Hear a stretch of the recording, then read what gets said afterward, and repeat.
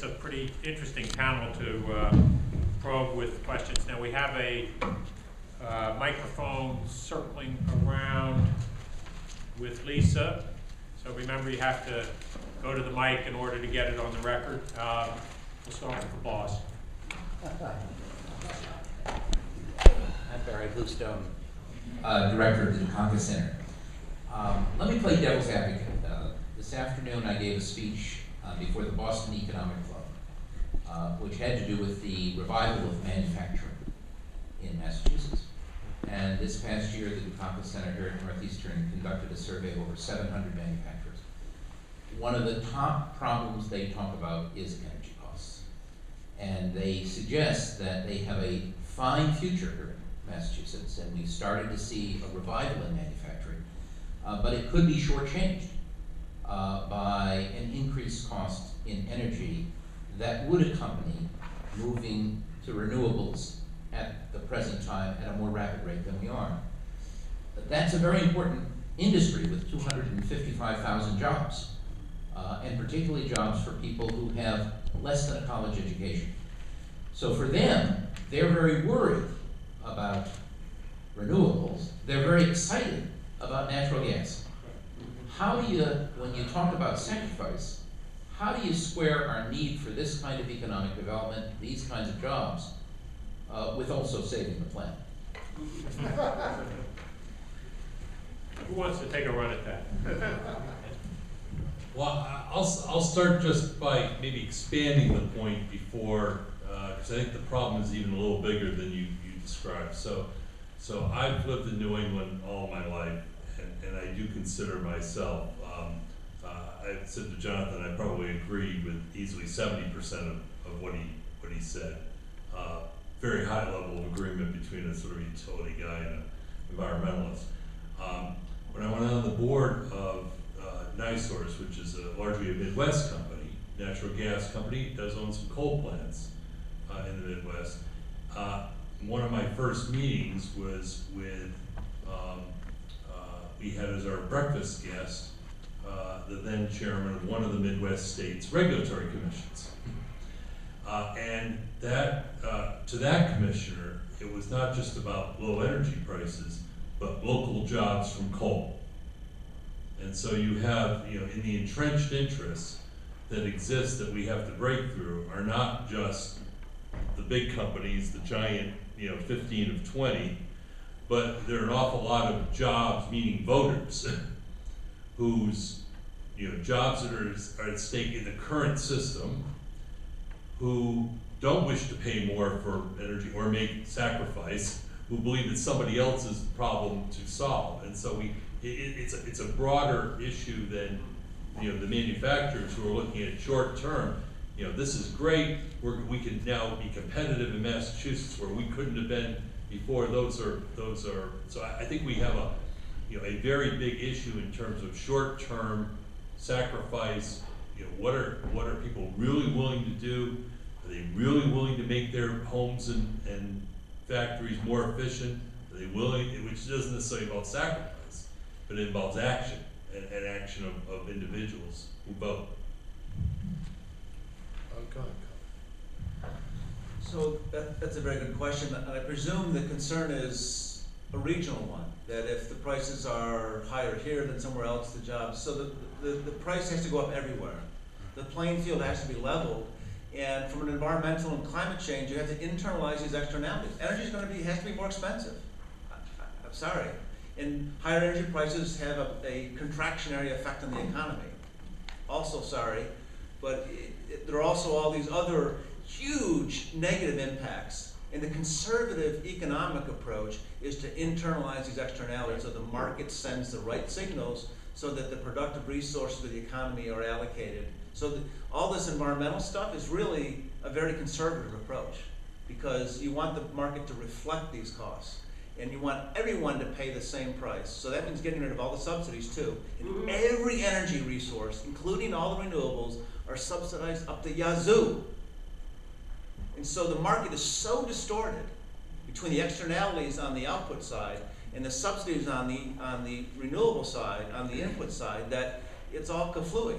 And so my response would be that we need to make sure that the playing field is level, and so you don't favor one region over another in terms of paying for these energy costs. And you're talking globally, worldwide, China, Ultimately, yes. Vietnam, Thailand, Cambodia, India, right?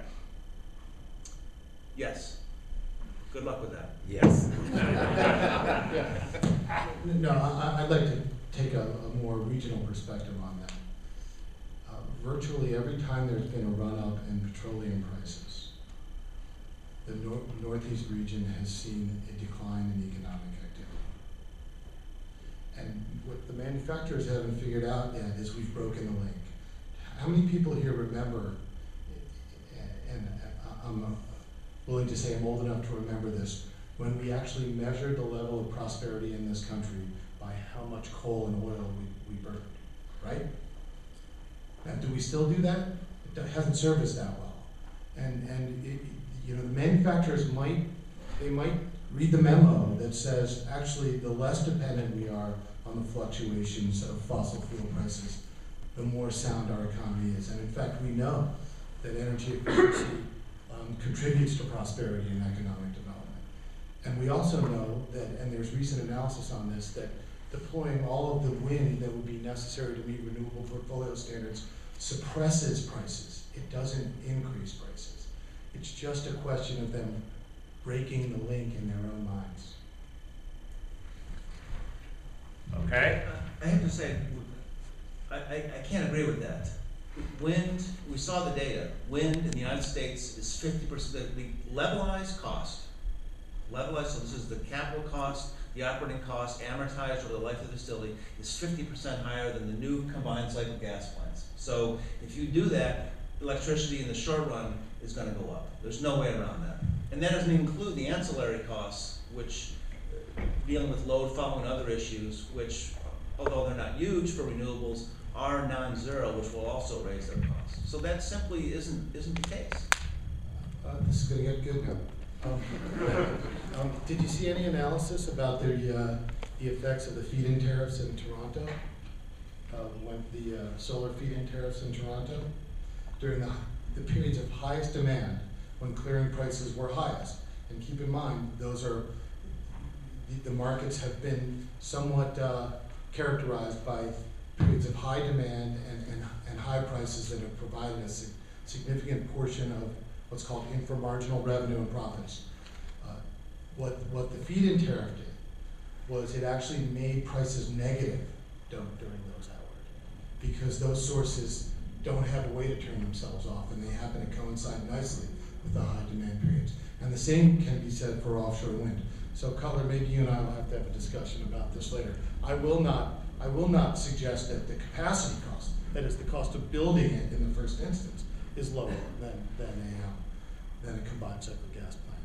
But as it's deployed and used more and more, the analysis suggests that it will suppress price, and there's plenty of data already suggesting that it has. We're going to have a fun dinner over this one, I can tell. Let me make sure we get a couple of other questions in. Other questions from folks? I have a question if no one else can answer it, ask it. Was there another hand up? Oh yeah, there, thanks. Hi, this is a question on when we are talking about climate change as an effect, basically from greenhouse gas emissions. But when we talk of traditional generating plants, coal, oil, gas, even nuclear, the use of water, which is also another factor which significantly affects how we live on the earth and potentially on a secondary effect affects climate. It's not been mentioned. Amount of water used in any kind of extraction of fossil fuels, so there's gas or cooling from nuclear plants. Okay, did you get the question?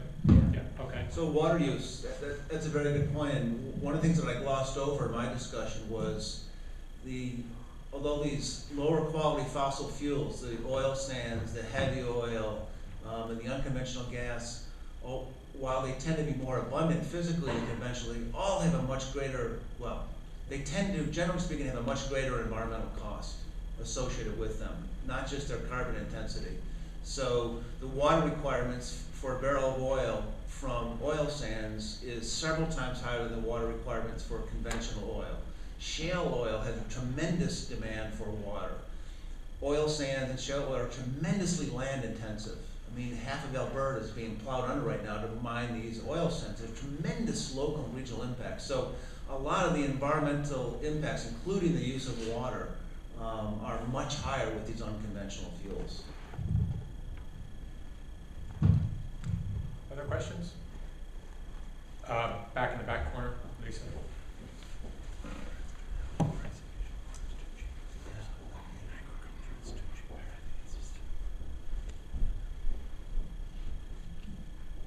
Jonathan, you mentioned that the pipeline, the lifespan of the pipeline is 80 to 100 years. Yeah. I don't think there's any pipeline in existence today, that, even though there have been pipelines for over 100 years that are still in use that long. But there's an economic incentive for them to say that there's a 100-year life cycle. Because of the man hours, the man years that they apply to this. So the Keystone, for example, if it creates a 100-year life cycle, and they have, so one job is 100 man years. So they create 100 jobs, but it's actually one job for 100 years. And then they can amortize the cost over the 100 years as well. So has that been figured into your calculations of the infrastructure costs?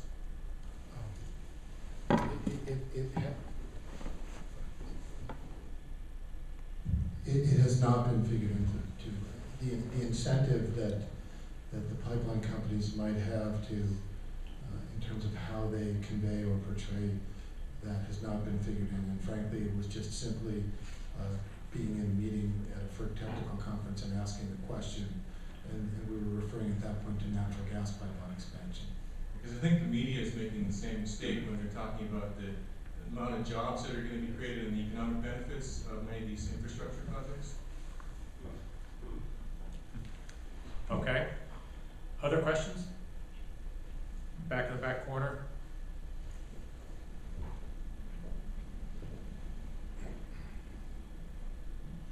My name is Brian Belize. I'm a student here at Northeastern Environmental Studies. You mentioned briefly when you had the slide up with all the companies' names and logos up there, the disinformation campaigns and so on and so forth.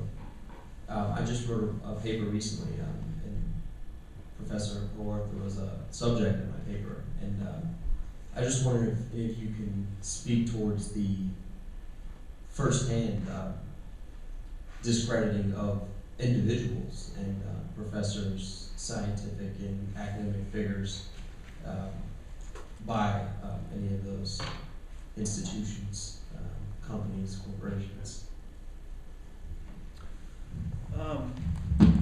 Well, I know that Mike Mann at Penn State, for example, was one of the author of the famous hockey stick graph, which shows the increase in the proxy record for climate change. He has been personally attacked. Ben Santer out in California, who is one of the century's greatest scientists. The folks funded by these think tanks in Washington, which gets their money from Exxon and Mobil and Chevron, principally those are the biggest ones, have personally gone after him and his and what he has said, and have made very personal attacks. So I know that in the case of Mike Mann and Ben Santer in particular, two very,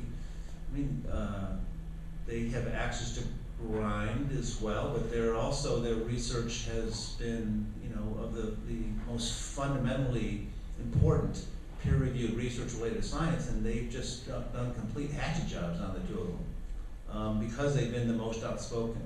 So those are two instances where we've seen these kinds of attacks.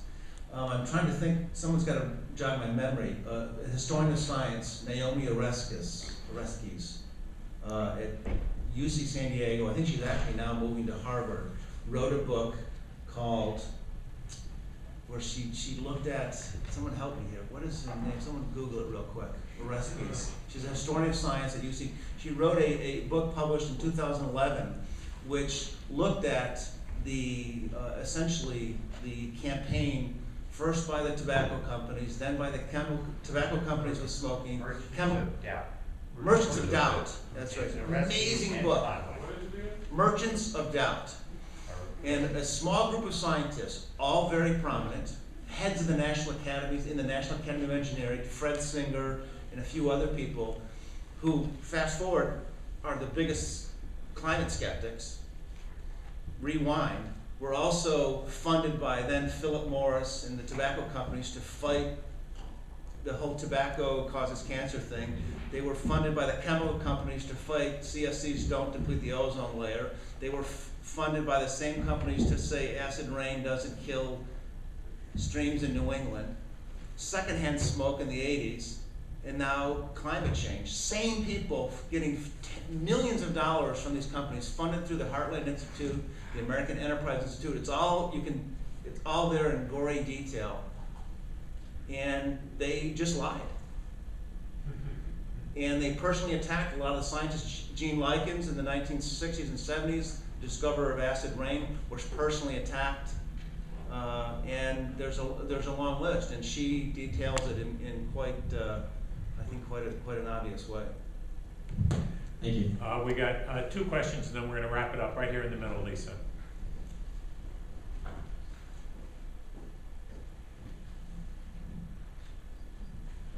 Richard Giordano, and I've been attending the open classroom for a while. I hope you can expand on the Heartland Institute. I perk up every time somebody says that, and I mentioned it once a couple of weeks ago here. I used to work as an aide up at the State House, and every single rep and senator at the State House, 200 of them, got free monthly issue of the Heartland Institute magazine in their mailbox every month for the entire, I don't know, 8 years that I was up there. And it turns out I worked at City Hall in Boston, they get that too. Every one of the councilors gets it. Boston's not the anomaly. They do it to every city and every capital in the entire country to try and influence all of the reps, the senators, the congress people, and that's the tip of the iceberg. So, I don't know, you got any more on that? No, I don't. I just know that, we now know that these places, and is related to climate, they have received significant sums of money from ExxonMobil and Chevron and other big integrated energy companies, and they have used that money to pay scientists to produce reports. In some cases, I actually produce reports that have the same font and masthead as some of the journals that scientists publish in, so when they send them these things out, they actually look like peer-reviewed journals, when in fact they have been reviewed by nobody. And the Heartland Institute is just one. I don't know any details. I do know that they've been one of the places that's been revealed to have participated in this campaign of disinformation related to climate change. Last question here, and we're going to wrap it up.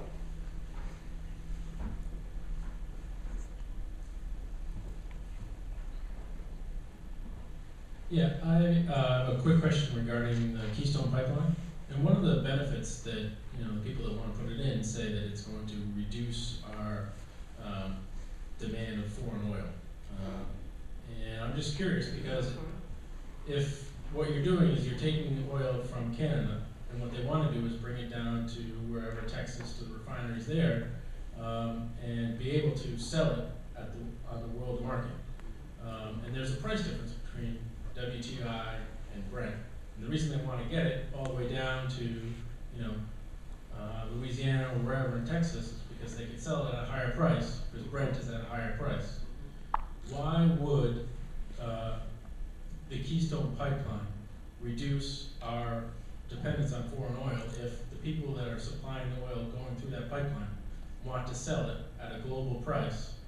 And it doesn't matter, they're going to sell it to whoever wants to buy it at the highest price. Why would the United States have first dibs on that oil? Well, that's not the way the oil market works. The price of oil is determined on the floor of the New York Mercantile Exchange, and every second of every day. Everybody in the world pays the same price for oil. There are some differences regionally due to transportation costs and quality of crude oil. The Brent crude you mentioned is actually a North Sea oil, so I'm not sure how that's in the discussion. So the issue of dependence, reducing your vulnerability to oil supply disruptions, it doesn't matter where you buy the oil from.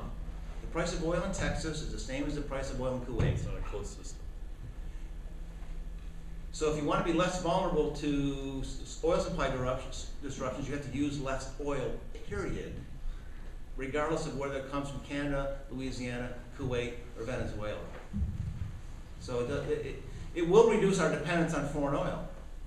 We will, well, the oil from Canada is foreign, but they like us more than some of the other nations that sell us oil. So we probably aren't about to break out in a war with Canada. So it will reduce our dependence on imported oil, but it will not reduce our vulnerability to the macroeconomic effects of oil price shocks. As long as oil is the lifeblood of the economy, A, and secondly, we use a lot of oil. All right, so with that, you've heard what you're going to hear about fossil fuels, and I want to thank all three of the presenters.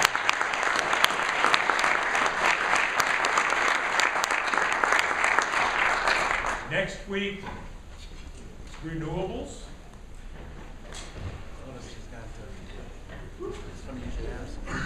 Next week, renewables. We have Lou Milford, another former CLF person, Jim Gordon, who is the proponent, the person behind Cape Wind, the wind project off Cape Cod, and Greg Watson, who's the Commissioner of Agricultural Resources and also a very prominent renewable leader.